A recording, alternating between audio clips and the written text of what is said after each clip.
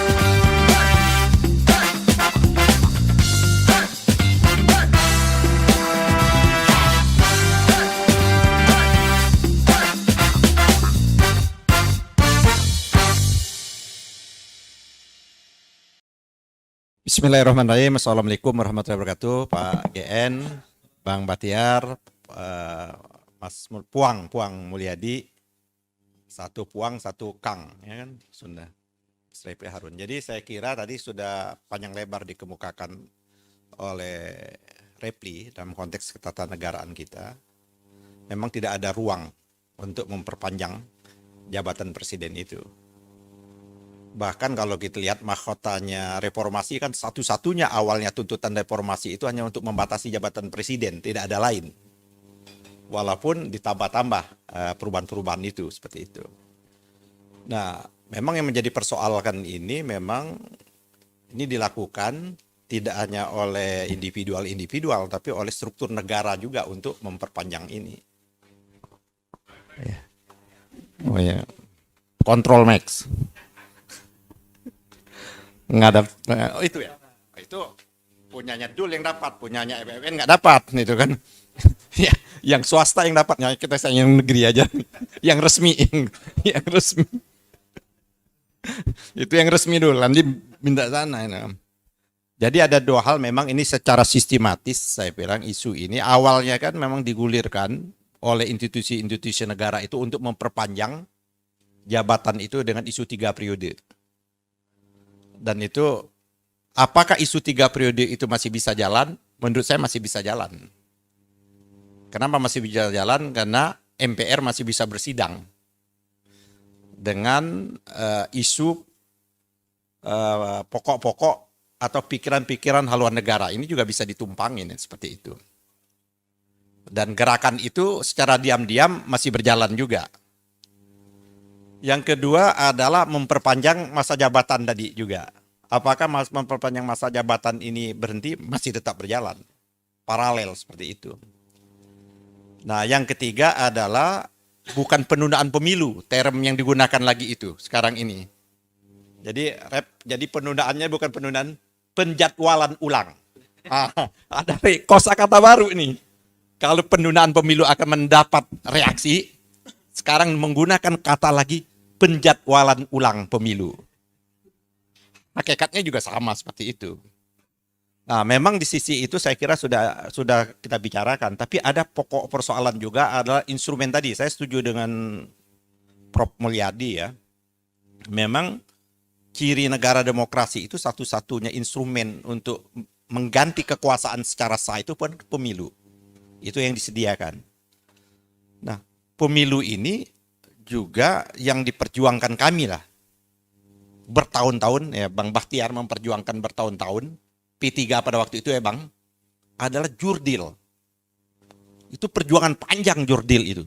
Di Orde Baru itu kata-kata jurdil itu sangat haram. Mahkota Reformasi juga menambahkan di pasal 22 itu adalah pemilu itu harus jujur dan adil. Itu di konstitusi. Artinya pemilu jujur dan adil ini adalah tolak ukur pemilu itu legitimit atau tidak legitimit. Bukan proses proseduralnya.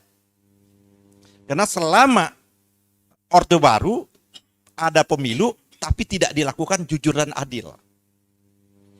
Reformasi itu yang diharapkan pemilu itu jujur dan adil. Tapi kan kita sama-sama mengetahui proses pemilu itu sendiri. Nah, dibuatlah yang namanya untuk melaksanakan pemilu jujur dan adil ini, instrumennya adalah KPU yang dikatakan independen dan mandiri itu. Tapi kan dari proses awal ini yang dikritik oleh Repli, ini kan dikritik oleh Repli, DPR bilang, saya waktu itu Rep, kalau kau kritik-kritik terus nggak lolos untuk jadi Bawaslu ini. Pada waktu itu, jangan dikritik kok. Kalau semakin banyak yang kritik, semakin kau nggak dilolosin seperti itu. Dan benar kan kayak itu. Rep, kalau secara syarat dan itu kan sudah harusnya udah lolos kan pada waktu itu. Tapi kan karena Repli kritik keras ya dicoret aja. Ini orang tidak bersahabat dengan DPR seperti itu. Orang ancaman. Ya sama juga bagaimana DPR menyoret kawannya Repli juga. Hakim konstitusi ya kan. Aswanto. Ya walaupun Aswanto kan banyak putusan-putusannya tidak mengembirakan kita dalam konteks presidential threshold seperti itu. Tapi dalam rangka pemenggalannya itu kan menjadi persoalan. Ini jangan-jangan akan diikuti. Hakim dari pemerintah juga bisa juga diberhenti di tengah jalan dan seperti itu dengan presidennya Aswanto ini. Nah menurut saya ada pokok persoalan juga nih Pak Mulyadi dengan Pak Repli di aturan main pemilunya itu sendiri. Dari kan merumuskan gagasan ya harus adil dan jujur dan adil itu.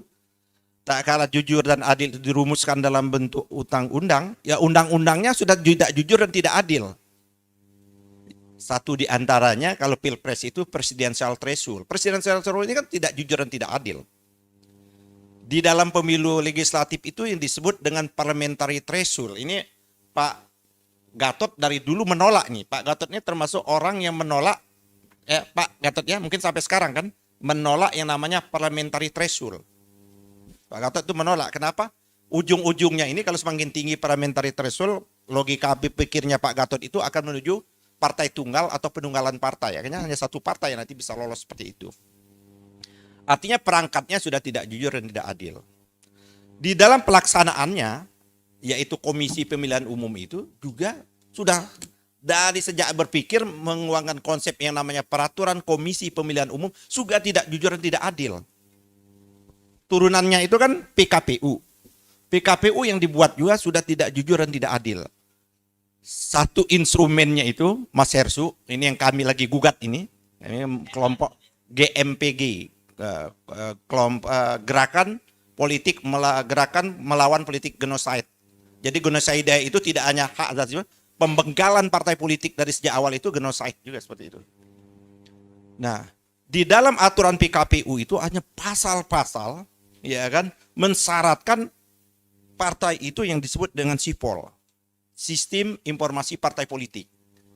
Ini sistematis ini untuk dalam rangka ini semua ini. Ini semuanya dalam rangka penjadwalan ulang, perpanjangan, itu semuanya itu dibuat sedemikian rupa seperti itu. Jadi dibuat alurnya, dibuat jalannya seperti itu. Nah, aturannya baru diundangkan tanggal 20 Juli tahun 2022. Tapi parpol sudah mengisi semuanya itu sebelum aturan itu ada. 20 Juni. Artinya tindakan yang dilakukan itu inkonstitusional semua seperti itu, Pak. Nah, ini problem. Jadi bisa siapa kalau saya ingin partainya siapa? Partainya Habib tidak lolos ya. Saya tidak loloskan dari awal. Jadi bukan mekanisme yang sebetul-betulnya untuk menjadi partai politik. Sejak awal sudah tidak ada kesetaraan. Partai yang lolos di parlemen tidak ada verifikasi faktual. Kalau di verifikasi faktual jangan-jangan memang tidak ada yang lolos. Dengan syarat yang begitu besar seperti itu. Nah, jadi ada persoalannya nih, Prof. Mulyadi. Apakah dengan ini, saya nanya ini nanti ini, kita kan ingin pemilu tadi, kata Dr. Mulyadi, pemilu apapun 2024 itu harus kita lakukan. Apapun, tanpa syarat seperti itu, tanpa reserve. Tapi pertanyaan saya, kalau desain pemilu 2024 itu, dari sejak awal dilakukan dengan kecurangan-kecurangan, dan ingin melegitimasi kekuasaan itu, apakah pemilu itu masih bisa layak untuk dilakukan seperti itu? Pertanyaan. Saya tanya aja. Pemilu dari sejak awal sudah kita tahu bahwa akan dilakukan kecurangan yang lebih sempurna. 2004 curang. 2009 kecurangannya dinaikkan volumenya. Curang. 2014 curang lagi. 2019 curangnya sempurna. 2024 kan terus menerus. Nah, dengan pemilu yang seperti itu yang kita harapkan tadi, regulasi yang seperti itu sudah kita sejak tahun sudah kita terka ini akan tidak terjadi pemilu yang jujur dan adil. Apakah perubahan yang kita bisa harapkan itu bisa kita lalui dengan pemilu yang model seperti itu? Atau kita ikut melegitimasi tadi kekuasaan yang tadi apa yang disebut 3 tadi. Kita membiarkan rakyat untuk ikut pemilu, tapi kita tahu proses pemilu itu hasilnya seperti itu. Saya kira lebih bodoh dari keledai kita sebagai bangsa dan negara seperti itu. Itu yang pertama, menurut saya itu urusannya seperti ini. Urusan kedua KUHP. KUHP. KUHP ini gini, saya ini ikut terlibat juga. Enggak, di DPR. Loh ya, di DPR. Jadi urusan KUHP ini sudah sejak lama mau dilakukan perubahan, Pak. Ini ide bagus. Dari sejak tahun 60-an, mulai dari kepala BPHN itu namanya Tengku Radi untuk merubah KUHP produk Belanda ini menjadi produk Indonesia. Ya kan? Draft awal nggak ada masalah, Pak. Bagus. Pada waktu periode saya menyusun, kita selesai buku 1. Ini kan buku 2. Itu selesai nggak ada masalah. Persoalannya memang KUHP Belanda pun juga yang kita itu ada yang menumpangi dengan 10 isu krusial tadi. Kalau YLBHI dan kawan-kawan kan menganggap ada 10 isu krusial gitu kan. Ini memang sengaja ditumpangi. Pada 2014 sudah ada draft, tapi nggak ada pasal-pasal ini. Karena kebetulan MK baru membatalkan pasal-pasal yang penghinaan itu. Pasal kan udah mau dicoba dimasukkan juga di pasal itu. Nah, kena baru matang betul, emang kita nggak boleh pasal-pasal ini masuk. Ini kan kalau kita lihat di memorinya, di pembahasan ini pasal-pasal baru pasti. Tahaman-tahaman, ditambah lagi dengan seperti itu. Jadi memang ada kebutuhan kita untuk merubah kitab undang-undang hukum pidana yang sudah lama, Pak, yang harus dirubah. Tapi ada penumpang yang memang untuk menjaga kepentingannya. Kalau ini urusan ini dari sejak zaman Belanda menambah pasal-pasal seperti itu. Nah, menurut saya tadi Pak Sardi, ini udah ada, kita tinggal tunggu ini. Presiden pasti mengesahkan ini. Pasti. Kalau menurut saya nggak mungkin dia tidak pasti nggak mungkin karena ini undang-undang ini presiden yang mengusulkan. Usul inisiatif ini. Dari sejak awal presiden mengusulkan melalui menterinya. Pasti ini akan disahkan. Nah, di dalam proses yang pengesahannya ada memang beberapa pasal yang menjadi problem dalam konteks kedaulatan kita, dalam konteks apa yang dikemukakan oleh Pak GN tadi. Pembukaan undang-undang dasar. Ini ada problem besar di situ. Ya kan? Nah, jadi bagaimana cara kita membatalkan tadi? Kata Mak itu kan udah nggak mungkin di MK. Tapi kan nggak mungkin dilakukan karena yang risikonya kecil aja presidential threshold kan ditolak seperti itu dan ini akan argumentasinya pasti akan menggunakan sama ini. Ini akan disebut open legal policy. Pasti akan argumentasi yang sama seperti itu. Jadi menurut saya setuju dengan Pak Mulyadi lah kesimpulannya. Profesor Mulyadi ini. Ya, kesimpulannya ya kita tonton kalau bisa dulu kita cepat dorong juga barang itu. Ya kan. Cepat dorong barang itu. Kenapa? Karena punya alasan ini Pak, konstitusional. Kita nggak makar. Tidak makar. Yang makar itu kan kalau kata Repli atau Pak Mulyadi, kalau memperpanjang masa jabatan kan. Kalau memperpendek masa jabatan sangat konstitusional. Ada pasalnya seperti itu. Mari kita memperpendek itu semua. Bila itu Assalamualaikum warahmatullahi wabarakatuh. Assalamualaikum warahmatullahi wabarakatuh.